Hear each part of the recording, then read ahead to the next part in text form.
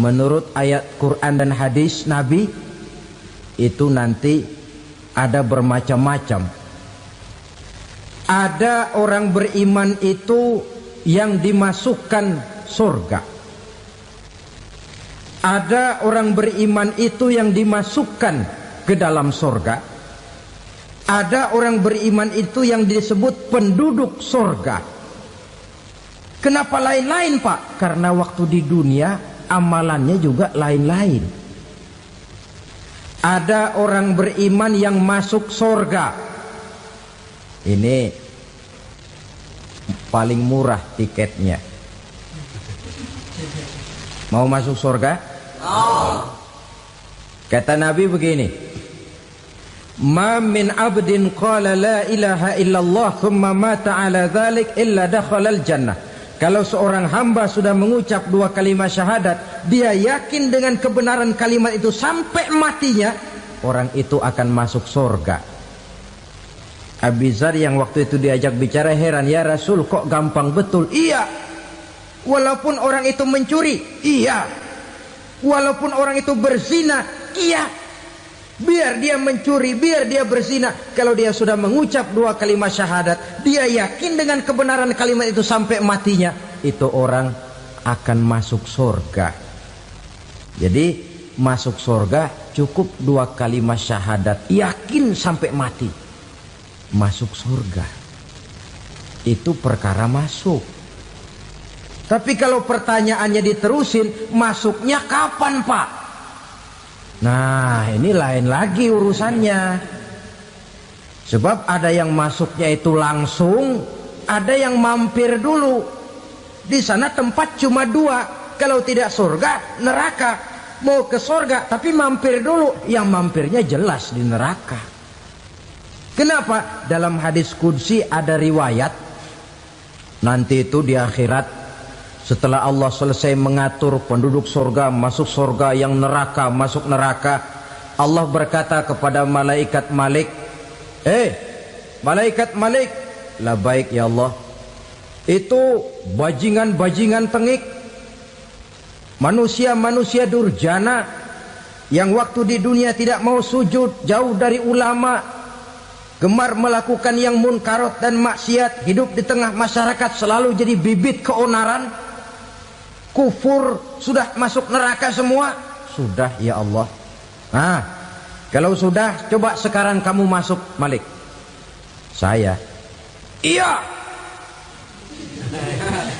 masuk neraka. Mau apa ya Allah? Kata Allah, akhriju minan nar man kana fi qalbihi misqala habatin min khardalin min iman. Kau masuk neraka, cari di dalam neraka orang-orang yang ada imannya walaupun kecil sebesar biji zarah, angkat mereka keluar. Masuk malaikat Malik ke neraka, cari orang yang ada imannya, korek-korek. Ya repot, udah pada gosong. Yang ada imannya diangkat ke atas, yang ada imannya diangkat ke atas, lalu dimandikan di Nahrul Hayat, namanya sungai kehidupan di akhirat nanti. Cakep lagi rupanya, bersih lagi wajahnya, apel di hadapan Allah. Kata Allah, bagaimana mas? Kapok nggak sampean? Kapok ya Allah. Nah, kalau kapok, idhab fadkhulil jannah, pergi masuk surga sana. Berangkat mereka ke surga, ketemu sama teman-temannya yang udah sampai lebih dulu, yang nggak pakai mampir lagi. Terjadi dialog. Kata teman-temannya yang udah pada nyampe duluan, mas, iya, emang baru sampai? Saya baru sampai. Memang mampir di mana dulu mas? Kita sudah lama sampai di surga. Saudara buka surah Al-Muddatsir ayat 34-35. Ma salakakum fis saqar? Kenapa kamu mampir di neraka Saqar? Qalu lam naku minal musallin. Mereka menjawab, kami mampir di neraka Saqar mas, gara-gara dulunya kami waktu di dunia ndak pernah sholat. Ndak pernah sholat? Ndak pernah. Kan rumahnya dekat masjid. Cuma dekat doang mas. Sholat mah enggak saya. Enggak pernah ngasih makan fakir miskin, enggak pernah hadir di majelis taklim, pendeknya enggak pernah melakukan kebajikan, maka saya pun mampir di neraka sakor. Untung betul saya punya iman mas sedikit. Waktu hidup di dunia dulu saya pernah mengucap 2 kalimat syahadat, sekali-kalinya waktu mau kawin. Masya Allah. Untung saja kawin, kalau nggak kawin polos.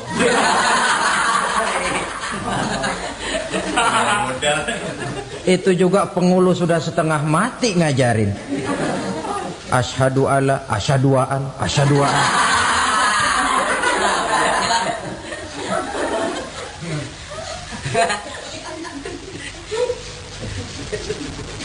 Ini namanya masuk surga, ada mampir dulu.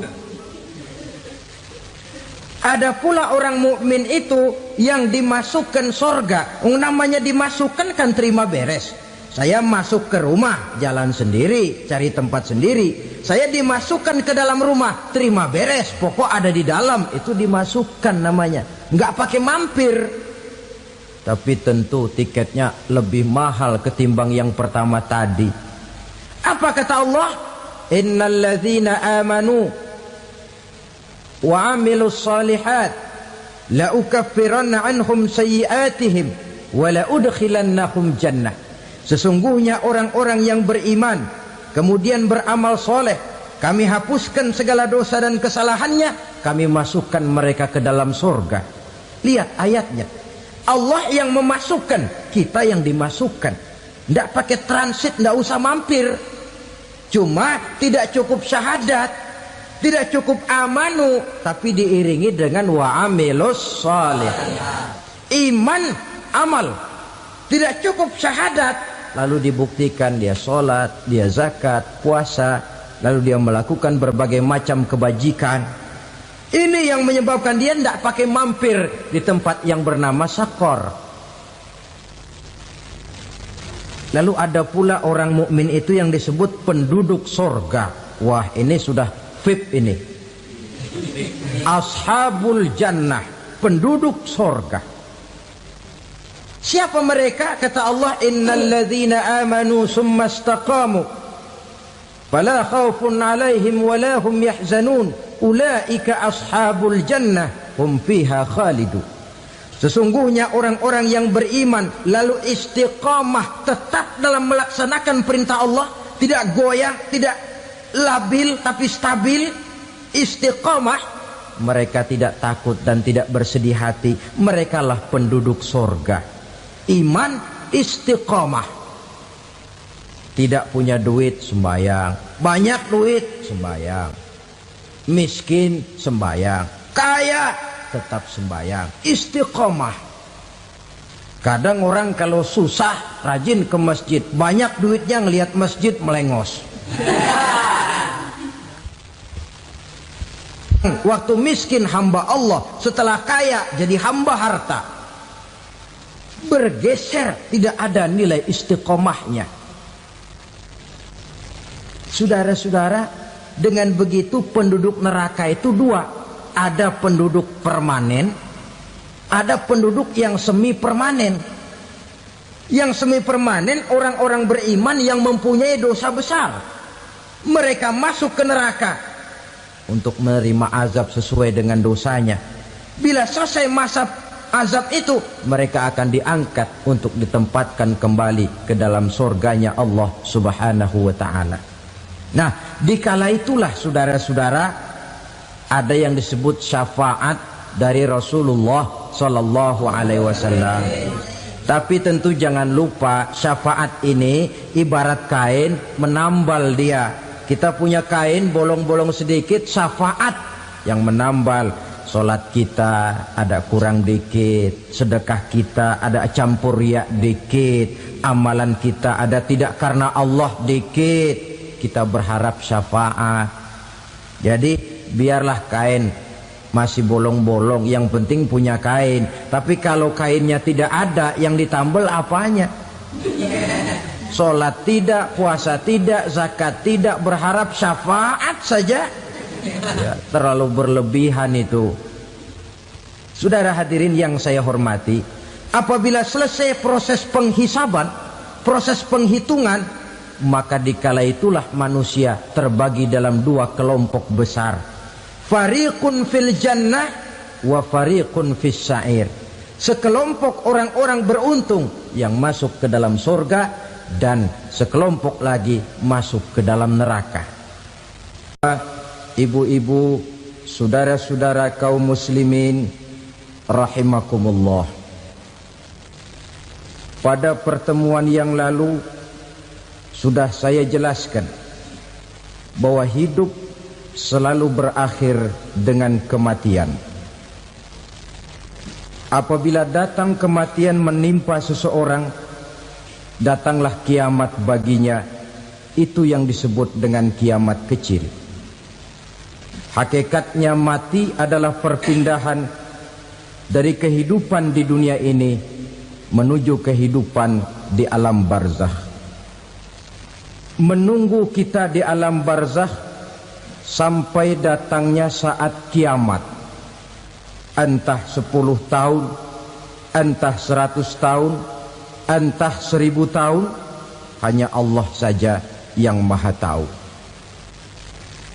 Adapun orang-orang beriman yang melakukan amal kebajikan dalam kehidupan di dunia ini, masa penantian yang lama di alam barzakh buat mereka sebentar saja. Tetapi bagi orang-orang kafir yang ingkar, yang tidak beriman kepada Allah, yang hidup di dunia cuma menumpuk-numpuk dosa, tentu penantian di alam barzakh akan merupakan waktu yang sangat lama. Bukankah dalam kehidupan kita waktu itu memang relatif? Contoh misalnya, bagi pemuda-pemudi yang sedang duduk asyik memadu cinta, waktu 4-5 jam saja rasanya cuma 4-5 menit. Tenggelam oleh keasikan. Tapi buat orang yang berbaring di rumah sakit, meratap di balik-balik apa itu tembok derita kata lagu, di balik dinding-dinding penjara, sehari bagai seminggu, seminggu rasa sebulan, sebulan boleh jadi rasa setahun. Penantian yang sangat lama. Kapan kiamat itu akan datang? Ini rahasia Allah. Jangankan kita yang orang awam, baginda Nabi sendiri tidak diberitahu oleh Allah kapan kiamat itu akan terjadi. Tetapi sungguh pun demikian, banyak hadis-hadis yang menjelaskan ciri atau tanda-tanda datangnya kiamat. Nah, kalau sudah bicara soal tanda, tanda kiamat itu ada dua. Pertama yang disebut alamatus sughra, tanda-tanda kecil. Ini waktunya masih ada tenggang. Ada yang dinamakan alamatul kubra, tanda-tanda besar. Artinya kiamat sudah diambang pintu. Apa tanda-tanda kecil dari datangnya hari kiamat itu? Misalnya kata Nabi, apabila ilmu sudah diangkat oleh Allah. Artinya apabila ulama sudah banyak wafat, minat orang belajar agama berkurang, lalu kebodohan nampak merajalela di mana-mana, zina dikerjakan secara terbuka, minuman-minuman keras jadi kebanggaan, itu termasuk di antara tanda-tanda kecil terjadinya hari kiamat. Apalagi misalnya iza waladatil ammatu rabbataha, apabila budak sudah melahirkan tuan. Apa maksudnya? Ada yang mentafsirkan apabila anak sudah bisa membudaki orang tuanya. Orang tua yang melahirkan dia, yang membesarkan dia, demi setelah si anak besar jadi orang berpangkat, bertitel, berharta, berkedudukan, jadilah orang tua itu budaknya. Sehingga sering dibilang kalau orang tua kaya, anak jadi raja. Tapi kalau anak yang kaya, orang tua sering jadi budak.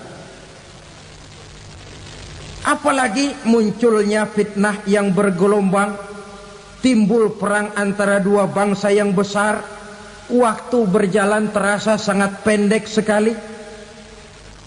Itu merupakan tanda di antara tanda-tanda kiamat.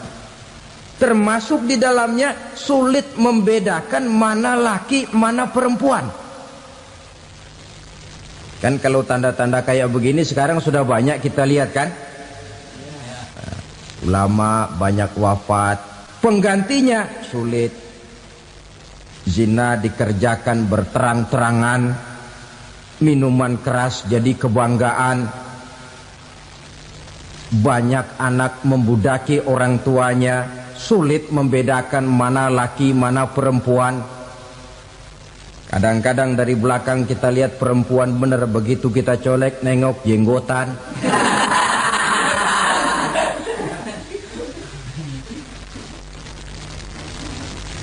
Ini termasuk tanda-tanda kecil, masih ada tenggang sampai akan terjadinya kiamat itu.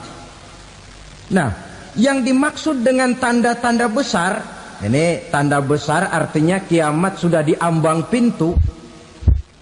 Pertama, matahari terbit dari sebelah barat. Apabila matahari sudah terbit dari arah sebelah barat, tertutuplah sudah pintu taubat. Bersabda Nabi kita, la taqumus sa'atu hatta tatlu'a syamsu min maghribiha. Tidak akan datang hari kiamat sampai matahari terbit dari arah sebelah barat. Fa iza tala'at, manakala matahari telah terbit dari arah sebelah barat, wara'ahan nasu, manusia banyak menyaksikan itu, amanu ajma'un, mereka pun lalu beriman. Yang tadinya kafir, yang tadinya ingkar, yang tadinya membangkang, setelah melihat matahari terbit dari sebelah barat, buru-buru beriman, berlomba-lomba mengucap dua kalimat syahadat. Tapi apa yang terjadi? Kata Nabi, wadzalika hina la yanfa'u nafsan imanuha lam takun amanat min qabl. Hari itu adalah hari yang iman sudah tidak berguna lagi bagi seseorang apabila sebelumnya memang dia tidak pernah beriman. Au kasabat fi imaniha khaira, atau beriman tetapi tidak pernah melakukan kebajikan di dalam keimanannya itu. Hari yang sudah kasib, hari yang sudah terlambat, beriman tidak akan ada gunanya lagi. Ini pelajaran buat kita. Sebelum sang surya terbit dari sebelah barat, sebelum nafas sampai di tenggorokan, artinya pintu taubat masih terbuka.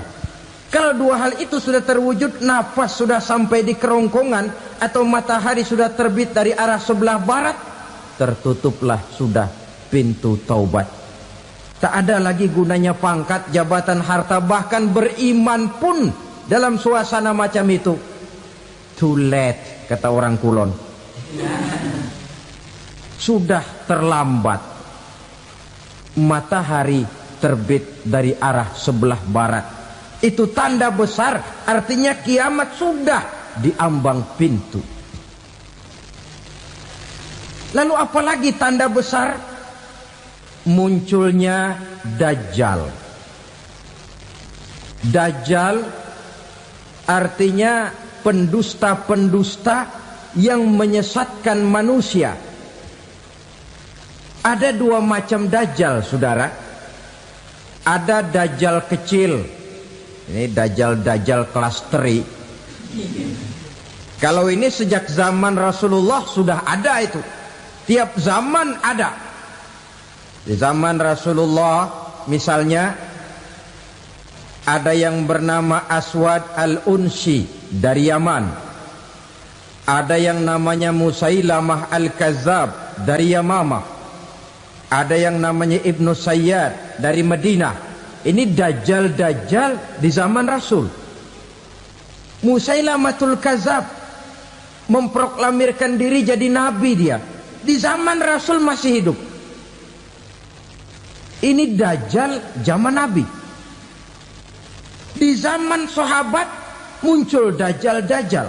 Di zaman kita sekarang ini dajjal-dajjal pun gentayangan. Dajjal-dajjal kelas teri. Kerjanya mendustakan manusia, menyesatkan manusia, memalingkan manusia dari jalan yang benar dan diridhoi oleh Allah Subhanahu wa taala. Adapun yang merupakan tanda besar dari datangnya kiamat, dajjal-dajjal kelas kakap. Pembohong-pembohong besar yang menyesatkan masyarakat manusia berpaling dari jalan Allah mengikuti jalan mereka. Apa sih ciri dajjal itu? Kata Nabi dalam hadis Bukhari Muslim, innad dajjala, sesungguhnya yang namanya dajjal itu yakhruju, satu saat akan muncul mendekati hari kiamat. Wa inna ma'ahu ma'an, si dajjal ini membawa air, wa naran, dan juga membawa api. Dua simbol. Di tangan yang satu dia bawa air, di tangan yang satu dia bawa api. Wa ammal ladzi yarahu an-nasu ma'an fanarun, adapun yang orang banyak lihat air, hakikatnya adalah api. Yang dilihat api, hakikatnya adalah air. Oleh sebab itu, kalau api yang ditawarkan, ambillah air. Kalau air yang ditawarkan, pilihlah api. Maksudnya apa ini? Ini bahasa simbol, saudara-saudara. Dajjal bicaranya seolah-olah untuk kepentingan manusia. Menawarkan surga. Surga yang dia tawarkan hakikatnya neraka. Hai manusia, kalau kau mau bahagia, jangan dekat-dekat dengan agama. Solat itu tidak efektif dan efisien, tidak produktif dari segi ekonomi itu. Menghadiri majelis taklim cuma buang-buang waktu. Tahajud, tasbih, tahlil, baca Quran, apa itu? Pekerjaan mubazir saja. Hidup ini cuma sekali, masa yang cuma sekali, manfaatkan dengan sebaik-baiknya. Mumpung, dibawanya sifat mumpung tetapi dalam pengertian yang sangat negatif. Bicaranya seolah-olah untuk kepentingan manusia, tetapi sebenarnya menjerumuskan manusia. Menawarkan air, tapi sebenarnya api. Menawarkan api, tapi hakikatnya air. Buat apa kamu sholat? Buat apa kamu bayar zakat? Buat apa kamu puasa? Surga yang dicanangkan dajjal, hakikatnya neraka. Neraka yang digambarkan dajjal, pada dasarnya adalah surga. Jadi memutarbalikkan fakta itu kerjaan dajjal. Yang hak jadi batil, yang batil dibilang hak, yang benar jadi salah, yang salah malah jadi benar. Tuntunan disuruh jadi tontonan, tontonan malah menjadi tuntunan. Itu pekerjaan dajjal profesinya. Zamannya Nabi Adam, dajjalnya kan iblis. Betul? Betul. Apa sih gang kerayuan iblis itu? Allah setelah menciptakan Nabi Adam kan bilang, Adam, kau dan istrimu Hawa tinggal di surga ini. Seluruh fasilitas yang ada di surga persilahkan kau nikmati. Satu yang tidak boleh, jangan coba-coba dekati pohon khuldi. Dekat saja jangan, apalagi sampai memetiknya. Datang dajjal yang namanya iblis ini. Adam, kamu tahu nggak kenapa tidak boleh makan buah khuldi? Ya nggak tahu, pokoknya saya dilarang. Bodoh kamu Dam. Khuldun artinya kekal. Kalau kamu makan itu buah, kau akan kekal di surga buat selamanya. Allah tidak kepengen, maka dilarang kamu makan buah khuldi. Kalau kau ingin kekal di surga Adam, makan saja. Saya bicara begini ini untuk kepentingan kamu Adam. Ini kan ciri-ciri Dajjal. Bicaranya sih seolah-olah untuk kepentingan Nabi Adam, hakikat sebenarnya menjerumuskan Nabi Adam supaya ingkar dan melanggar larangan dari Allah Subhanahu wa ta'ala. Jadi setelah muncul Dajjal, timbul kekacauan-kekacauan di masyarakat. Banyak yang terpengaruh, terpedaya dan terpesona. Termasuk mereka yang memproklamirkan diri jadi nabi. Mereka yang memproklamirkan diri jadi rasul di zaman sesudah Rasulullah wafat, itu adalah Dajjal-Dajjal. Maka saya ingatkan, kalau di zaman kita sekarang ini ada orang ngaku jadi nabi, ada orang ngaku jadi rasul, biar bahasa Arabnya kental, Quran hafal, hadis ribuan hadis hafal, biar pakai serban sampai menyengser ke tanah, bahasa Arabnya fasih, tapi dia mengaku jadi nabi, jadi rasul, kita umat Islam wajib tidak percaya. Wajib untuk tidak percaya. Itulah Dajjal-Dajjal zaman kita sekarang ini. Tidak mustahil mereka datang mempengaruhi orang awam supaya berpaling dari Rasulullah, mengikuti mereka.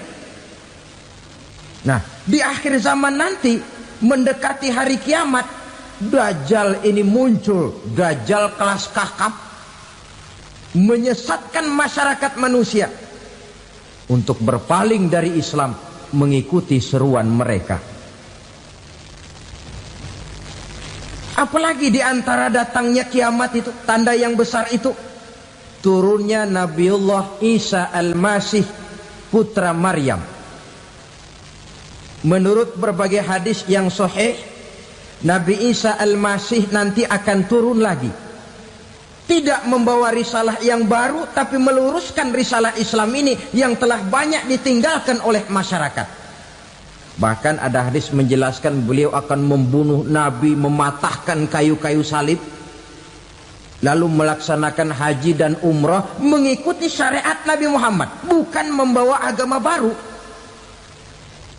Menjadi semacam mujaddid, reformer, menyelamatkan manusia dari bisikan Dajjal. Bahkan ada riwayat yang menjelaskan bahwa Nabi Isa berhasil mengalahkan Dajjal, mengembalikan masyarakat manusia kembali kepada ajaran Islam yang datang dari Allah, dibawa oleh Rasulullah Sallallahu Alaihi Wasallam.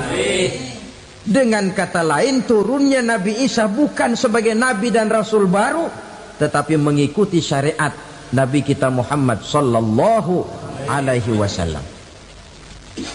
Saudara hadirin, ibu-ibu hadirat yang saya hormati, kemudian apalagi di antara tanda-tanda besar akan datangnya kiamat itu? Keluarnya asap atau awan.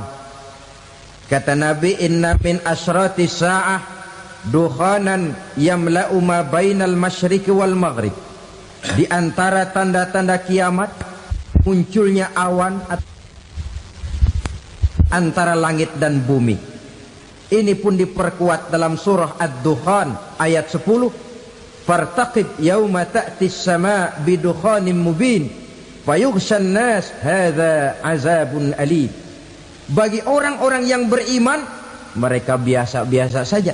Tapi bagi orang kufur, datangnya asap dan awan ini merupakan azab yang kelewat pedih. Barangkali sedikit mendekati gambaran tentang azab yang pedih ini, saya ingatkan alam pikiran kita kepada peristiwa yang belum lama terjadi. Pernah dengar berita bocornya reaktor nuklir di Chernobyl, Uni Soviet? Pernah dengar? Nah, bocornya reaktor nuklir di Chernobyl yang mengakibatkan ratusan bahkan sangat mungkin ribuan nyawa. Cuma satu reaktor. Bagaimana kalau seluruh cadangan nuklir yang dimiliki oleh para negara adikuasa ini diledakkan? Bahkan yang konon menurut catatan cadangan nuklir yang dimiliki bersama oleh Amerika dan Rusia sekarang ini sudah sanggup memusnahkan 6 miliar manusia, 1,5 kali lebih banyak dari jumlah manusia yang nongkrong di permukaan bumi ini. Saudara-saudara hadirin yang saya hormati, lalu saat mendekati hari kiamat, apalagi tandanya? Setelah Nabi Isa wafat, pada saat turunnya yang kedua kali,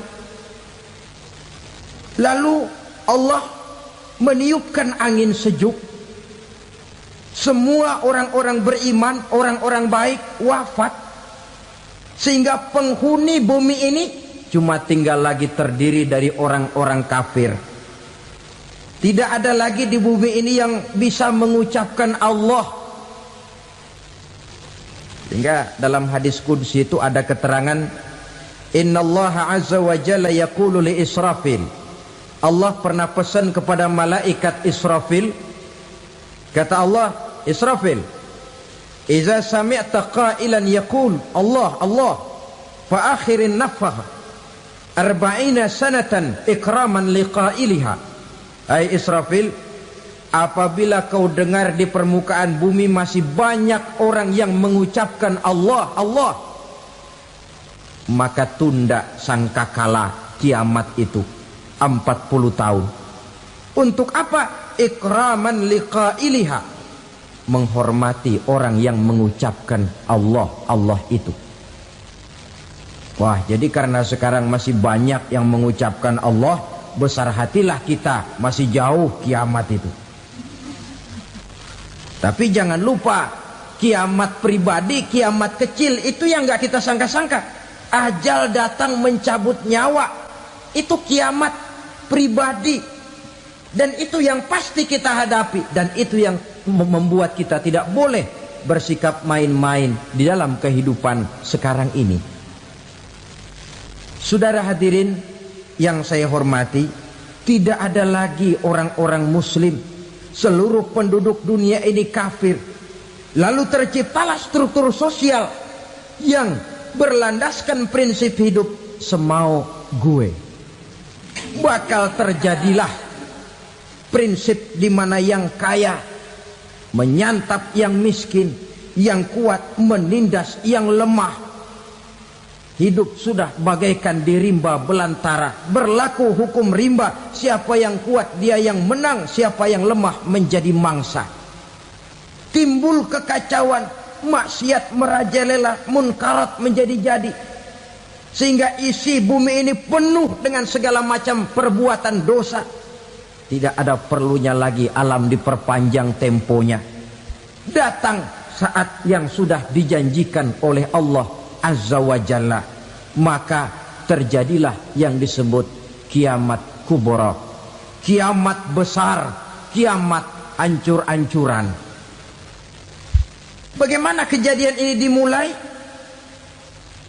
Dalam surah Az-Zumar ayat 68, Allah Subhanahu wa taala berfirman, wa nufikha fis suri fasa'iqa man fis samawati wa man fil ardi illa man sya'allahu.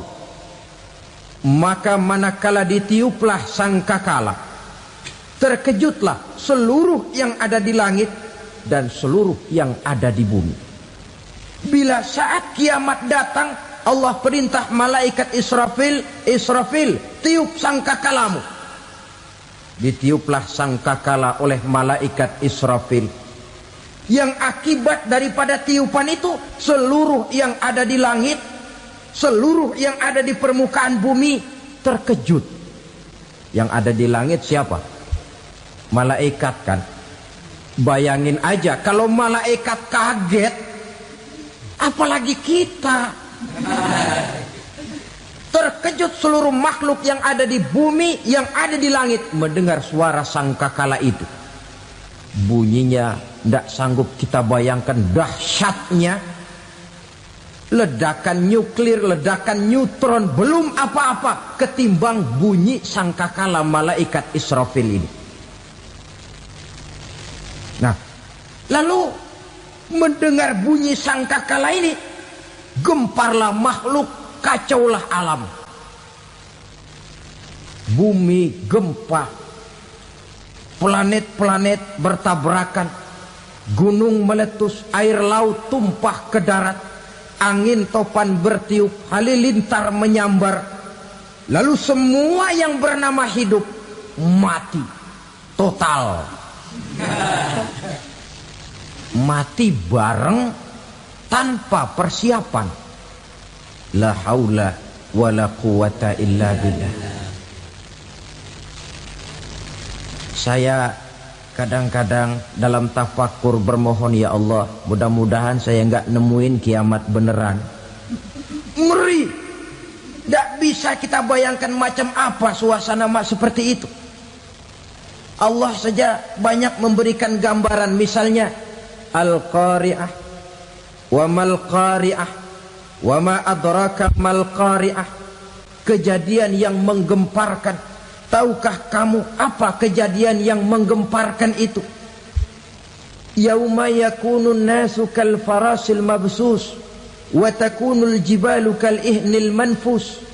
Pada saat itu manusia berterbangan bagai kupu-kupu, gunung berterbangan seperti kapas ditiup angin.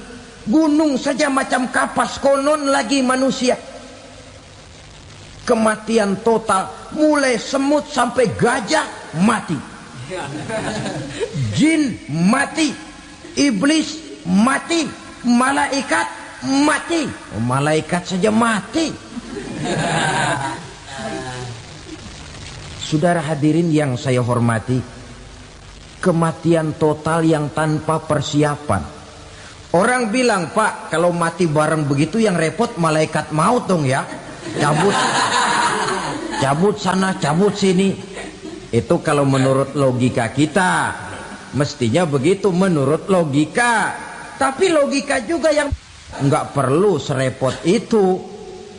Sebab untuk mematikan listrik di wilayah DKI, di wilayah Jakarta, nggak perlu tiap rumah didatengin, matiin, ya lama. Cukup dari kantor pusatnya saja PLN tekan satu tombol, gelaplah seluruh Jakarta. Saudara hadirin yang saya hormati, kematian total. Lalu setelah kematian total, planet-planet juga mati, dalam arti tidak bergerak dan beredar. Angin mati, dalam arti tidak bertiup. Air mati, dalam arti tidak ada riak gelombang. Pokoknya semua mati. Kullu nafsin za'iqatul maut. Semua yang bernafas mati. Dalam ayat lain, kullu man 'alaiha fan. Semua yang ada di permukaan bumi fana. Yang kekal cuma Allah Subhanahu wa ta'ala. Yang paling belakang mati malaikat maut dan malaikat Israfil. Tapi mati juga sesuai dengan janji Allah. 10 lamanya. Tidak dijelaskan oleh Abi Hurairah 40 jam, apa 40 hari, apa 40 tahun. Hadis-hadis cuma menyebutkan 40 saja. Sunyi alam, yang tinggal cuma Allah saja lagi. Ketika itu Allah berseru-seru, katanya, limanil mulkul yauma. Siapa para penguasa hari ini? Mana itu raja-raja dan penguasa yang dulu mengaku jadi Tuhan? Fir'aun. Mana Fir'aun sekarang? Yang dulu jadi raja, merasa berhasil, sombong, lalu tidak mau turun-turun dari kekuasaannya, sampai kepada puncak kekurang ajarannya mengangkat diri jadi Tuhan. Mana itu Fir'aun? Namrus. Mana sekarang Namrus? La ilaha illa ana. Ternyata tidak ada Tuhan lain selain daripada aku, kata Allah. Proses kemudian, saudara-saudara, turunlah hujan dari langit. 40 lamanya hujan itu. Tidak jelas juga 40 jam apa 40 hari. Setelah air turun membasahi, datanglah tiupan sangkakala yang kedua. Semua yang bernama mati bangkit dari kuburnya masing-masing. Ini yang disebut Yaumul Ba'thi, hari kebangkitan. Allahu Akbar. Pada saat kita bangkit dari kubur kita masing-masing, kumpul di padang mahsyar namanya. Bayangin aja, saya sendiri nggak sanggup bayangin.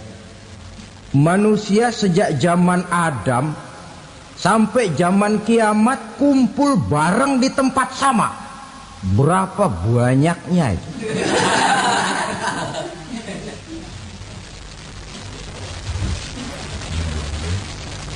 Dan yang luar biasa menurut satu riwayat, pada saat bangkit itu, Masya Allah, roman muka kita berubah, disesuaikan dengan amalan kita waktu di dunia ini. Barang siapa yang waktu di dunia amalannya itu amalan tikus, di akhirat nanti dia bangkit dari kubur, mukanya seperti muka tikus. Gagah betul badannya, tapi mukanya seperti tikus. Kenapa? Amalannya waktu di dunia seperti amalan tikus. Apa amalan tikus itu? Suka ngegeragoti barang yang sudah disimpan rapi-rapi. Orang sudah simpan uang rapi-rapi, simpan perhiasan rapi-rapi, digeragoti oleh tikus. Maling-maling, pencoleng-pencoleng, koruptor-koruptor, itu nanti di akhirat nanti kita lihat mukanya seperti muka tikus. Oh, ini waktu di dunia suka nyolong, mukanya seperti muka tikus. Barang siapa yang waktu di dunia ini amalannya itu amalan macan, dia akan bangkit nanti mukanya seperti muka macan. Apa amalan macan? Macan itu amalannya menang-menangan. Orang yang mau menang saja nggak mau mengalah. Coba lihat di hutan. Kenal hutan nggak? Di hutan, raja hutan di mana-mana pasti macan. Betul kan? Betul. Padahal hutan belum pernah bikin pemilihan umum. Tapi macan tidak peduli ada pemilihan umum apa tidak, pokok saya raja. Sebab apa? Macan jadi raja itu bukan karena benar, tapi karena kuat jadi raja. Setelah dia jadi raja, rakyat hutan yang mesti dilindungi malah dimakan oleh raja macan. Kambing rakyat hutan dimakan oleh macan. Ayam rakyat hutan dimakan oleh macan. Itu nanti kita lihat di akhirat itu mukanya seperti muka macan, gagah betul. Lalu barang siapa yang di dunia ini amalannya itu seperti amalan anjing, nanti dia punya muka seperti muka anjing. Apa amalan anjing? Pertama, anjing itu kalau disuruh jaga rumah, dia tidak bisa membedakan mana maling, mana tamu. Biar yang datang maling, kalau bawa tulang, anjing kalem. Yang kedua, anjing itu akan setia kepada siapa saja yang memberinya roti. Siapa yang memberinya roti, itulah majikannya. Apa kata majikannya pasti dia laksanakan. Soal benar atau salah dia tidak peduli. Setelah anjing dapat roti, dia tidak punya pilihan lain kecuali bilang, abdi mah kumaha juragan wae ayeuna mah.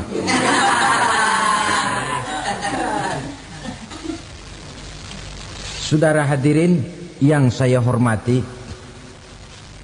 berkumpul di padang mahsyar, tiap orang sibuk dengan persoalannya masing-masing. Matahari waktu itu didekatkan oleh Allah. Panas luar biasa. Ada yang saking panasnya itu mencucurkan peluh keringat sampai sebatas mata kakinya. Ada yang keringatnya sampai sedengkulnya. Ada yang keringatnya sampai sepusatnya. Ada yang keringatnya mengalir sampai sebahunya. Ada yang kelelap oleh keringatnya sendiri, sementara orang di sampingnya nggak apa-apa. Bergantung lagi amalan dia waktu di dunia ini. Saudara-saudara, sebagian orang dalam kepanikan padang mahsyar berombong-rombong datang mereka menghadap Nabi Adam. Ya Adam, anta abal bashar. Hai Adam, Tuhan adalah bapak moyang manusia. Kami sebentar lagi akan disidang, dimintakan pertanggungan jawab. Tolonglah kami, hai Adam. Kata Nabi Adam, jangankan nolongin sampean, saya sendiri tanggung jawab di hadapan Allah ketika dulu tidak boleh makan khuldi, saya serobot. Sudahlah, urus diri masing-masing saja, nafsi.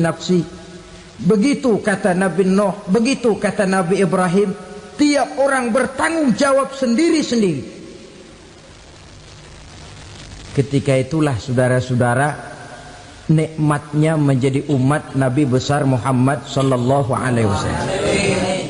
Sebab apa? Walaupun menurut abjad kita ini umat paling belakang, paling belakang kita ini toh, karena Nabi Muhammad adalah Nabi akhir.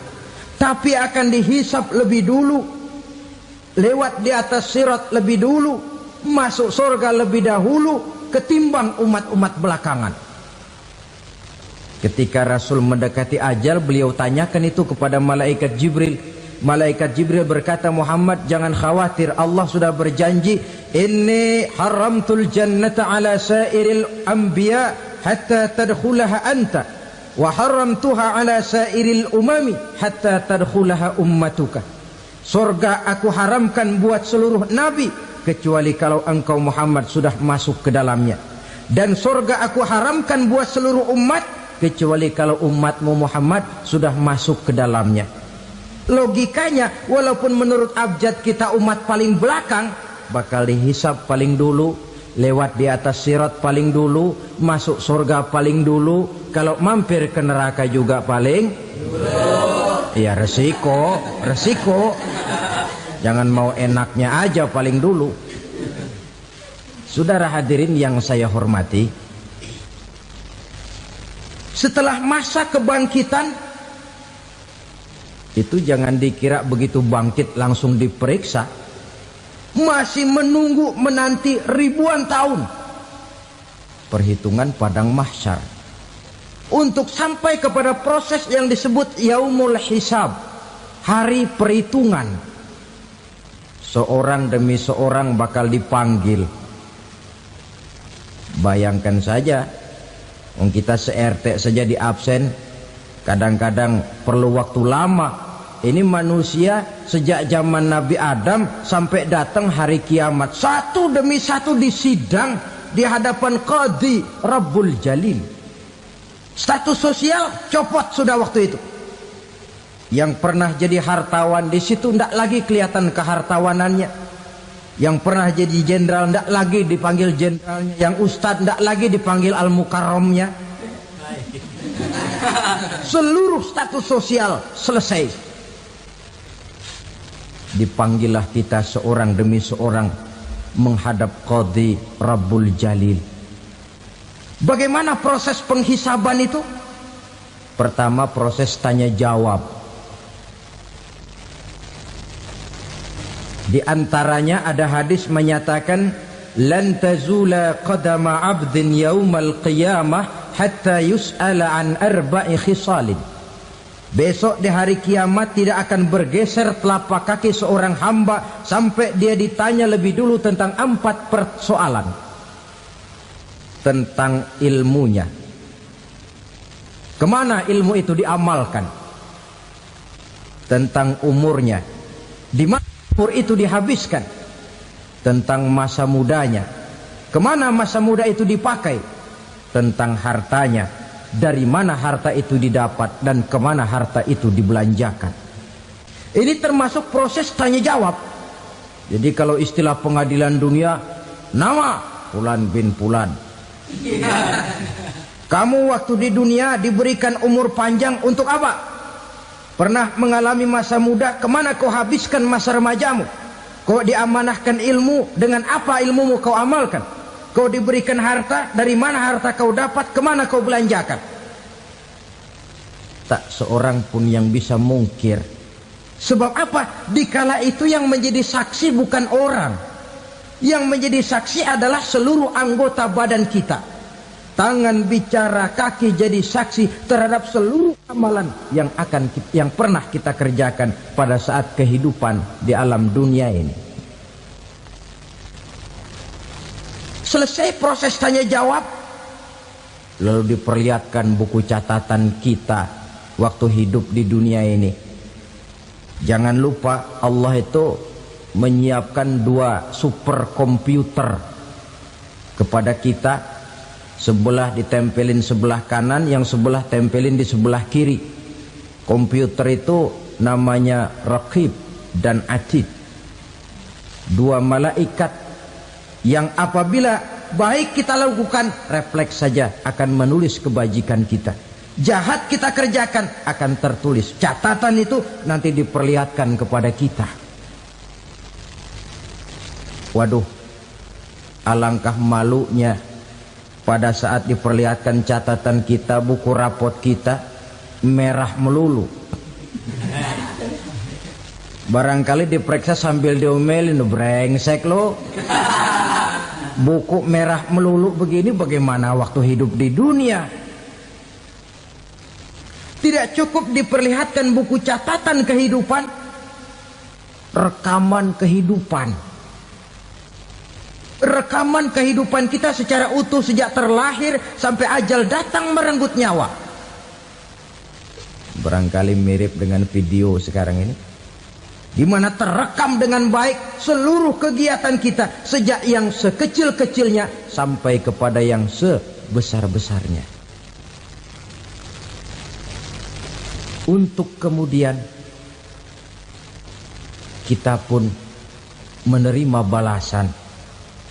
In khairan fa khairun wa in syarran fa syarrun.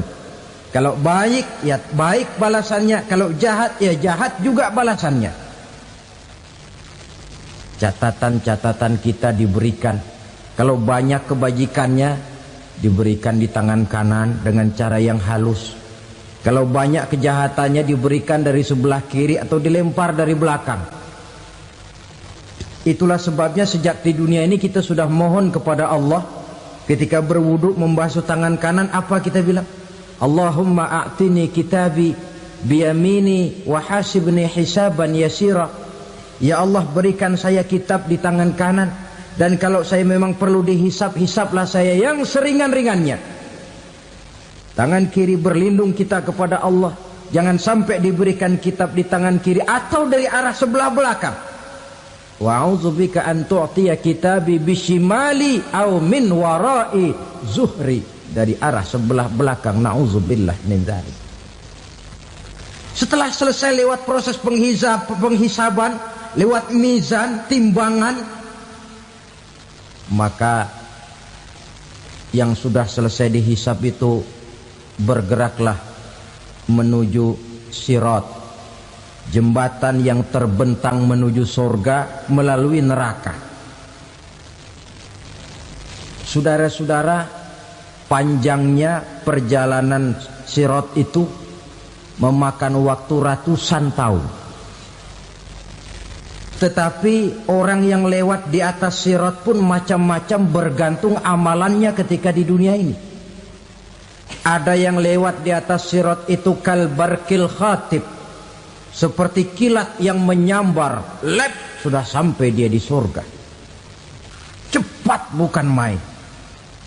Ada yang lewat di atas sirat itu seperti orang lari-lari. Ada yang lewat di atas sirat itu seperti orang jalan biasa. Ada yang sambil merangkak, ada yang sambil ngesor, ada yang sambil gelayutan, ada yang selamat sampai ke ujung ke surga, ada yang tergelincir jatuh masuk ke dalam neraka, bergantung amalannya dalam kehidupan di dunia sekarang ini.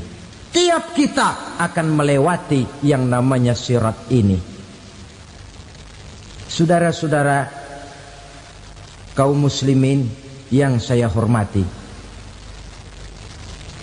dengan demikian mereka yang selamat melalui sirat sampai ke terminal akhir surga, mereka yang ketika dihisab ternyata banyak kejahatannya daripada kebaikannya, mereka singgah di dalam neraka.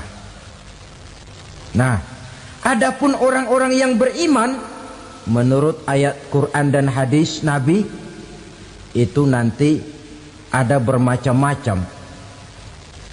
Ada orang beriman itu yang dimasukkan surga. Ada orang beriman itu yang dimasukkan ke dalam surga. Ada orang beriman itu yang disebut penduduk surga. Kenapa lain-lain, Pak? Karena waktu di dunia amalannya juga lain-lain. Ada orang beriman yang masuk surga. Ini paling murah tiketnya. Mau masuk surga?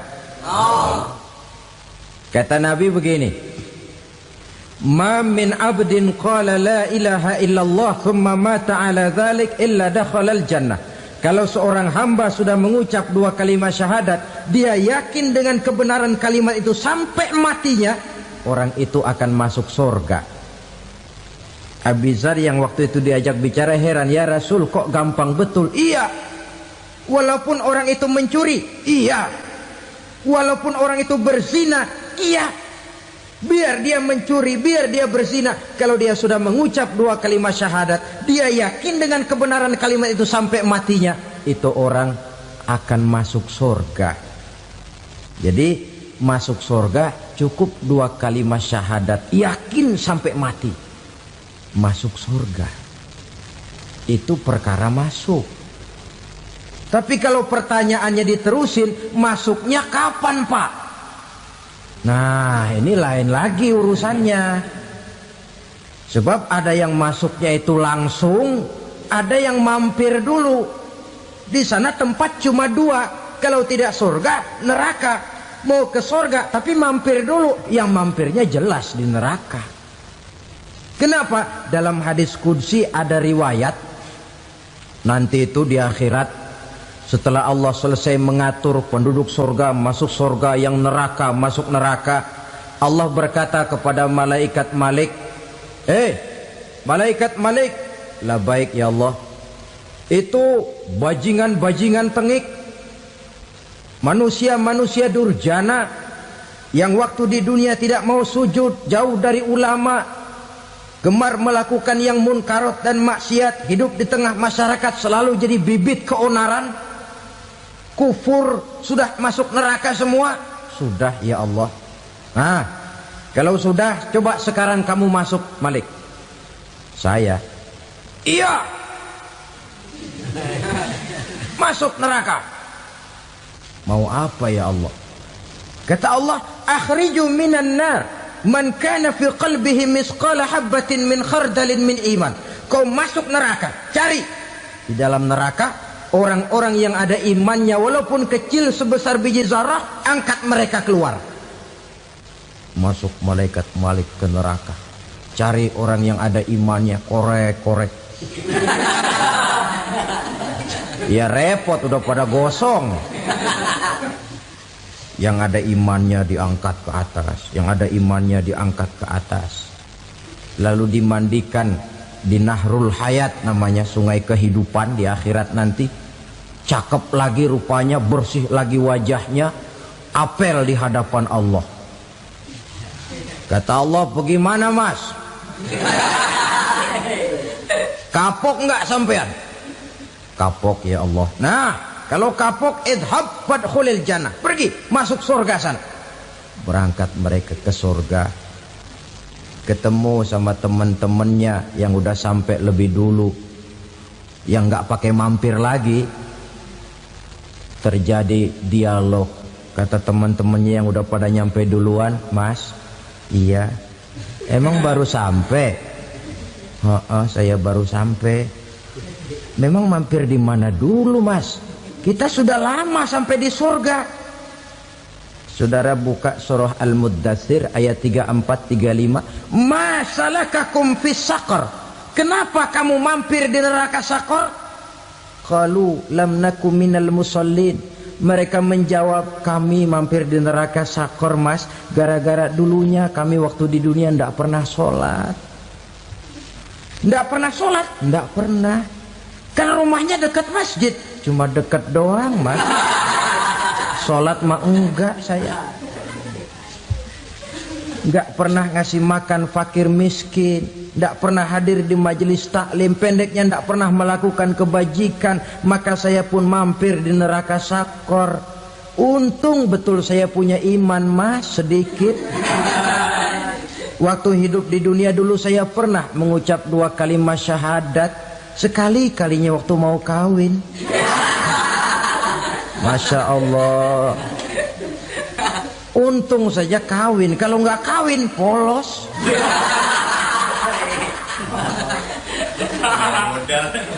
Itu juga pengulu sudah setengah mati ngajarin. Asyhadu alla, asyaduaan, asyaduaan.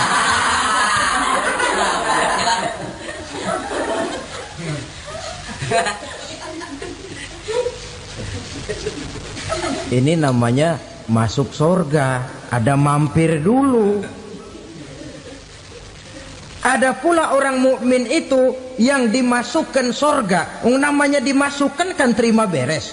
Saya masuk ke rumah, jalan sendiri, cari tempat sendiri. Saya dimasukkan ke dalam rumah, terima beres, pokok ada di dalam, itu dimasukkan namanya. Nggak pakai mampir. Tapi tentu tiketnya lebih mahal ketimbang yang pertama tadi. Apa kata Allah? Innal ladzina amanu wa amilus solihat la ukaffiranna anhum sayyiatihim wa la udkhilannahum jannah. Sesungguhnya orang-orang yang beriman kemudian beramal soleh, kami hapuskan segala dosa dan kesalahannya, kami masukkan mereka ke dalam surga. Lihat ayatnya. Allah yang memasukkan, kita yang dimasukkan. Tidak pakai transit, tidak usah mampir. Cuma tidak cukup syahadat, tidak cukup amanu, tapi diiringi dengan wa'amilus salih. Iman, amal. Tidak cukup syahadat, lalu dibuktikan dia sholat, dia zakat, puasa, lalu dia melakukan berbagai macam kebajikan. Ini yang menyebabkan dia tidak pakai mampir di tempat yang bernama Saqar. Lalu ada pula orang mukmin itu yang disebut penduduk surga. Wah, ini sudah VIP ini. Ashabul jannah, penduduk surga. Siapa mereka? Kata Allah, innal ladzina amanu summa istaqamu fala khaufun 'alaihim wala hum yahzanun ulaika ashabul jannah hum fiha khalidun. Sesungguhnya orang-orang yang beriman lalu istiqamah, tetap dalam melaksanakan perintah Allah, tidak goyang, tidak labil tapi stabil, istiqamah, mereka tidak takut dan tidak bersedih hati. Merekalah penduduk surga. Iman, istiqamah. Tidak punya duit, sembayang. Banyak duit, sembayang. Miskin, sembayang. Kaya, tetap sembahyang, istiqomah. Kadang orang kalau susah rajin ke masjid, banyak duitnya ngelihat masjid melengos. Waktu miskin hamba Allah, setelah kaya jadi hamba harta. Bergeser, tidak ada nilai istiqomahnya. Saudara-saudara, dengan begitu penduduk neraka itu dua. Ada penduduk permanen, ada penduduk yang semi permanen. Yang semi permanen orang-orang beriman yang mempunyai dosa besar. Mereka masuk ke neraka untuk menerima azab sesuai dengan dosanya. Bila selesai masa azab itu, mereka akan diangkat untuk ditempatkan kembali ke dalam surganya Allah Subhanahu wa ta'ala. Nah, dikala itulah saudara-saudara, ada yang disebut syafaat dari Rasulullah Sallallahu Alaihi Wasallam. Tapi tentu jangan lupa, syafaat ini ibarat kain menambal dia. Kita punya kain bolong-bolong sedikit, syafaat yang menambal. Solat kita ada kurang dikit, sedekah kita ada campur riak dikit, amalan kita ada tidak karena Allah dikit, kita berharap syafaat. Jadi biarlah kain masih bolong-bolong, yang penting punya kain. Tapi kalau kainnya tidak ada, yang ditambal apanya? Solat tidak, puasa tidak, zakat tidak, berharap syafaat saja. Ya, terlalu berlebihan itu. Saudara hadirin yang saya hormati, apabila selesai proses penghisaban, proses penghitungan, maka dikala itulah manusia terbagi dalam dua kelompok besar. Fariqun fil jannah wa fariqun fis sa'ir. Sekelompok orang-orang beruntung yang masuk ke dalam surga, dan sekelompok lagi masuk ke dalam neraka. Menurut ayat Quran dan hadis Nabi, itu nanti ada bermacam-macam. Ada orang beriman itu yang dimasukkan surga. Ada orang beriman itu yang dimasukkan ke dalam surga. Ada orang beriman itu yang disebut penduduk surga. Kenapa lain-lain, Pak? Karena waktu di dunia amalannya juga lain-lain. Ada orang beriman yang masuk surga. Ini paling murah tiketnya. Mau masuk surga? Kata Nabi begini, ma min abdin qala la ilaha illallah thumma mata ala dhalik illa dakhalal jannah. Kalau seorang hamba sudah mengucap dua kalimat syahadat, dia yakin dengan kebenaran kalimat itu sampai matinya, orang itu akan masuk surga. Abi Dzar yang waktu itu diajak bicara heran, ya Rasul, kok gampang betul? Iya. Walaupun orang itu mencuri, iya. Walaupun orang itu berzina, iya.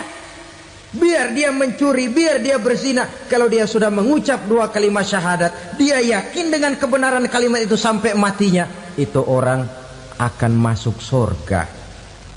Jadi masuk surga cukup dua kalimat syahadat, yakin sampai mati, masuk surga. Itu perkara masuk. Tapi kalau pertanyaannya diterusin, masuknya kapan, Pak? Nah, ini lain lagi urusannya. Sebab ada yang masuknya itu langsung, ada yang mampir dulu. Di sana tempat cuma dua, kalau tidak surga, neraka. Mau ke surga tapi mampir dulu, yang mampirnya jelas di neraka. Kenapa? Dalam hadis qudsi ada riwayat, nanti itu di akhirat, setelah Allah selesai mengatur penduduk surga masuk surga, yang neraka masuk neraka, Allah berkata kepada malaikat Malik, malaikat Malik, labaik ya Allah, itu bajingan-bajingan tengik, manusia-manusia durjana yang waktu di dunia tidak mau sujud, jauh dari ulama, gemar melakukan yang munkarat dan maksiat, hidup di tengah masyarakat selalu jadi bibit keonaran, kufur, sudah masuk neraka semua. Sudah ya Allah. Nah, kalau sudah, coba sekarang kamu masuk, Malik. Saya, iya, masuk neraka. Mau apa ya Allah? Kata Allah, akhriju minan nar man kana fi qalbihi misqala habatin min khardalin min iman. Kau masuk neraka, cari di dalam neraka orang-orang yang ada imannya walaupun kecil sebesar biji zarah, angkat mereka keluar. Masuk malaikat Malik ke neraka, cari orang yang ada imannya, korek-korek. Ya repot, udah pada gosong. Yang ada imannya diangkat ke atas, yang ada imannya diangkat ke atas. lalu dimandikan di Nahrul Hayat, namanya sungai kehidupan di akhirat nanti. Cakep lagi rupanya, bersih lagi wajahnya, apel di hadapan Allah. Kata Allah, bagaimana mas? Kapok enggak sampean? Kapok ya Allah. Nah, kalau kapok, idhab fadkhulil jannah, pergi masuk surga sana. Berangkat mereka ke surga, ketemu sama teman-temannya yang udah sampai lebih dulu, yang nggak pakai mampir lagi. Terjadi dialog. Kata teman-temannya yang udah pada nyampe duluan, mas, iya, emang baru sampai? Saya baru sampai. Memang mampir di mana dulu mas? Kita sudah lama sampai di surga. Saudara buka surah Al-Muddatsir ayat 34-35. Ma salakakum fis saqar? Kenapa kamu mampir di neraka Saqar? Qalu lam naku minal musallin. Mereka menjawab, kami mampir di neraka Saqar mas, gara-gara dulunya kami waktu di dunia ndak pernah sholat. Ndak pernah sholat? Ndak pernah. Kan rumahnya dekat masjid, cuma dekat doang mas. Sholat mah enggak saya. Enggak pernah ngasih makan fakir miskin, enggak pernah hadir di majelis taklim, pendeknya enggak pernah melakukan kebajikan. Maka saya pun mampir di neraka Saqar. Untung betul saya punya iman mas, sedikit. Waktu hidup di dunia dulu saya pernah mengucap 2 kalimat syahadat, sekali-kalinya waktu mau kawin. Masya Allah. Untung saja kawin, kalau nggak kawin polos.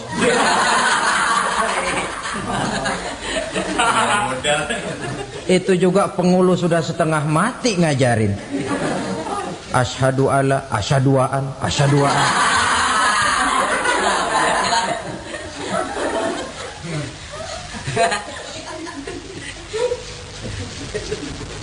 Ini namanya masuk surga, ada mampir dulu. Ada pula orang mukmin itu yang dimasukkan surga. Namanya dimasukkan kan terima beres. Saya masuk ke rumah, jalan sendiri, cari tempat sendiri. Saya dimasukkan ke dalam rumah, terima beres, pokok ada di dalam, itu dimasukkan namanya. Nggak pakai mampir. Tapi tentu tiketnya lebih mahal ketimbang yang pertama tadi. Apa kata Allah? Innal ladzina amanu wa amilus salihat la ukaffiranna anhum sayyi'atihim wa la udkhilannahum jannah. Sesungguhnya orang-orang yang beriman kemudian beramal soleh, kami hapuskan segala dosa dan kesalahannya, kami masukkan mereka ke dalam surga.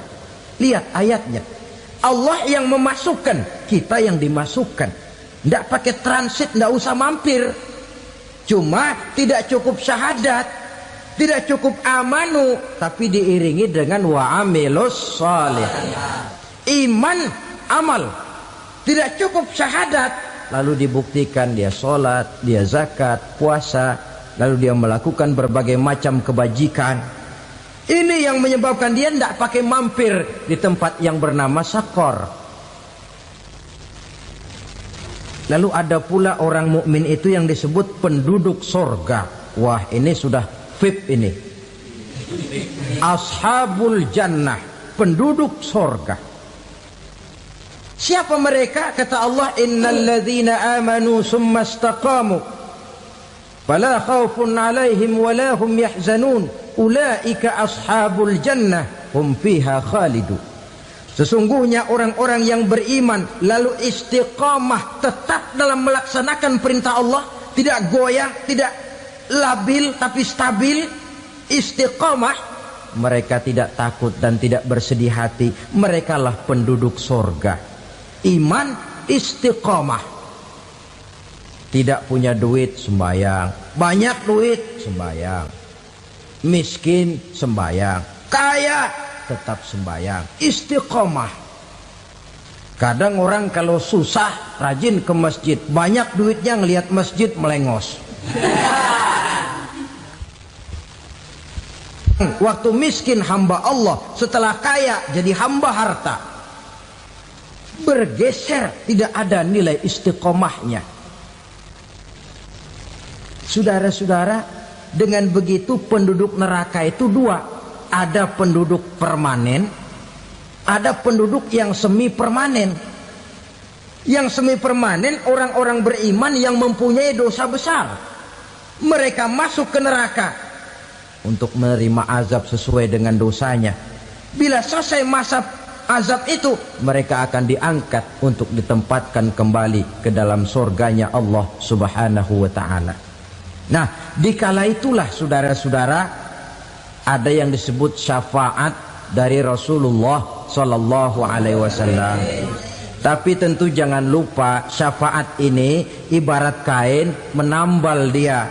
Kita punya kain bolong-bolong sedikit, syafaat yang menambal. Solat kita ada kurang dikit, sedekah kita ada campur riak dikit, amalan kita ada tidak karena Allah dikit, kita berharap syafaat. Jadi biarlah kain masih bolong-bolong, yang penting punya kain. Tapi kalau kainnya tidak ada, yang ditambal apanya? Solat tidak, puasa tidak, zakat tidak, berharap syafaat saja. Ya, terlalu berlebihan itu. Saudara hadirin yang saya hormati, apabila selesai proses penghisaban, proses penghitungan, maka dikala itulah manusia terbagi dalam dua kelompok besar. Fariqun fil jannah wa fariqun fis sa'ir. Sekelompok orang-orang beruntung yang masuk ke dalam surga, dan sekelompok lagi masuk ke dalam neraka. Ibu-ibu, saudara-saudara kaum muslimin rahimakumullah, pada pertemuan yang lalu sudah saya jelaskan bahwa hidup selalu berakhir dengan kematian. Apabila datang kematian menimpa seseorang, datanglah kiamat baginya. Itu yang disebut dengan kiamat kecil. Hakikatnya mati adalah perpindahan dari kehidupan di dunia ini menuju kehidupan di alam barzakh. Menunggu kita di alam barzakh sampai datangnya saat kiamat, entah 10 tahun, entah 100 tahun, entah 1000 tahun, hanya Allah saja yang maha tahu. Adapun orang-orang beriman yang melakukan amal kebajikan dalam kehidupan di dunia ini, masa penantian yang lama di alam barzakh buat mereka sebentar saja. Tetapi bagi orang-orang kafir yang ingkar, yang tidak beriman kepada Allah, yang hidup di dunia cuma menumpuk-numpuk dosa, tentu penantian di alam barzakh akan merupakan waktu yang sangat lama. Bukankah dalam kehidupan kita waktu itu memang relatif? Contoh misalnya, bagi pemuda-pemudi yang sedang duduk asyik memadu cinta, waktu 4-5 jam saja rasanya cuma 4-5 menit. Tenggelam oleh keasikan. Tapi buat orang yang berbaring di rumah sakit, meratap di balik-balik apa itu tembok derita kata lagu, di balik dinding-dinding penjara, sehari bagai seminggu, seminggu rasa sebulan, sebulan boleh jadi rasa setahun. Penantian yang sangat lama. Kapan kiamat itu akan datang? Ini rahasia Allah.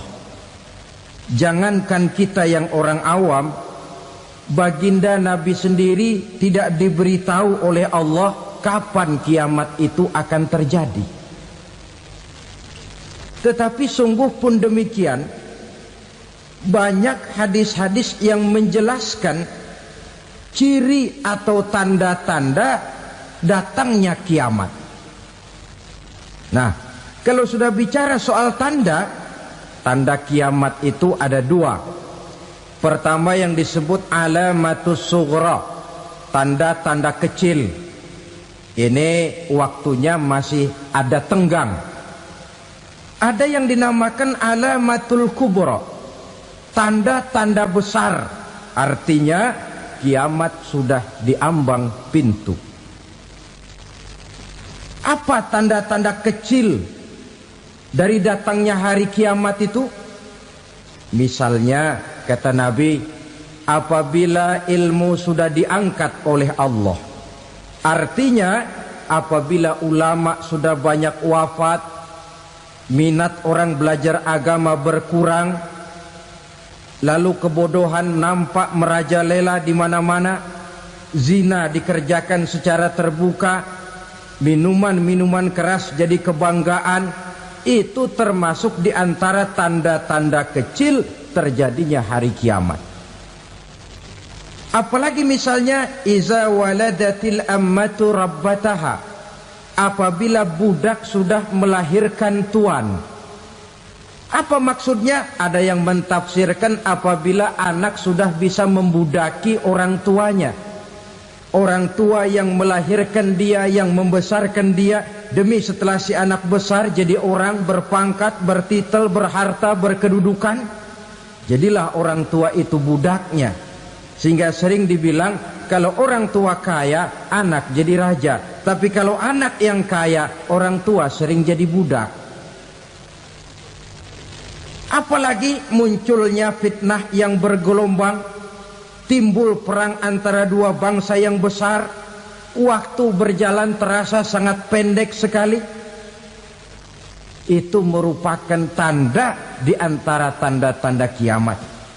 Termasuk di dalamnya sulit membedakan mana laki, mana perempuan. Kan kalau tanda-tanda kayak begini sekarang sudah banyak kita lihat kan. Ulama banyak wafat, penggantinya sulit. Zina dikerjakan berterang-terangan, minuman keras jadi kebanggaan, banyak anak membudaki orang tuanya, sulit membedakan mana laki mana perempuan. Kadang-kadang dari belakang kita lihat perempuan bener, begitu kita colek nengok jenggotan.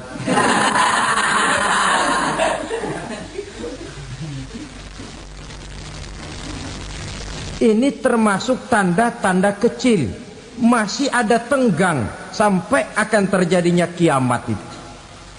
Nah, yang dimaksud dengan tanda-tanda besar, ini tanda besar artinya kiamat sudah diambang pintu. Pertama, matahari terbit dari sebelah barat. Apabila matahari sudah terbit dari arah sebelah barat, tertutuplah sudah pintu taubat. Bersabda Nabi kita, la taqumus sa'atu hatta tatlu'a syamsu min maghribiha. Tidak akan datang hari kiamat sampai matahari terbit dari arah sebelah barat. Fa iza tala'at, manakala matahari telah terbit dari arah sebelah barat, wara'ahan nasu, manusia banyak menyaksikan itu, amanu ajma'un, mereka pun lalu beriman. Yang tadinya kafir, yang tadinya ingkar, yang tadinya membangkang, setelah melihat matahari terbit dari sebelah barat, buru-buru beriman, berlomba-lomba mengucap dua kalimat syahadat. Tapi apa yang terjadi? Kata Nabi, wadzalika hina la yanfa'u nafsan imanuha lam takun amanat min qabl. Hari itu adalah hari yang iman sudah tidak berguna lagi bagi seseorang apabila sebelumnya memang dia tidak pernah beriman. Au kasabat fi imaniha khaira, atau beriman tetapi tidak pernah melakukan kebajikan di dalam keimanannya itu. Hari yang sudah kasib, hari yang sudah terlambat, beriman tidak akan ada gunanya lagi. Ini pelajaran buat kita. Sebelum sang surya terbit dari sebelah barat, sebelum nafas sampai di tenggorokan, artinya pintu taubat masih terbuka. Kalau dua hal itu sudah terwujud, nafas sudah sampai di kerongkongan atau matahari sudah terbit dari arah sebelah barat, tertutuplah sudah pintu taubat. Tak ada lagi gunanya pangkat, jabatan, harta, bahkan beriman pun dalam suasana macam itu. Too late, kata orang Kulon. Sudah terlambat. Matahari terbit dari arah sebelah barat. Itu tanda besar, artinya kiamat sudah di ambang pintu. Lalu apalagi tanda besar? Munculnya Dajjal. Dajjal artinya pendusta-pendusta yang menyesatkan manusia. Ada dua macam Dajjal, saudara. Ada Dajjal kecil. Ini Dajjal kelas 3. Kalau ini sejak zaman Rasulullah sudah ada itu. Tiap zaman ada. Di zaman Rasulullah misalnya ada yang bernama Aswad al-Unsi dari Yaman. Ada yang namanya Musailamah al-Kazzab dari Yamamah. Ada yang namanya Ibnu Sayyad dari Madinah. Ini Dajjal di zaman Rasul. Musailamatul Kazzab memproklamirkan diri jadi nabi dia. Di zaman Rasul masih hidup.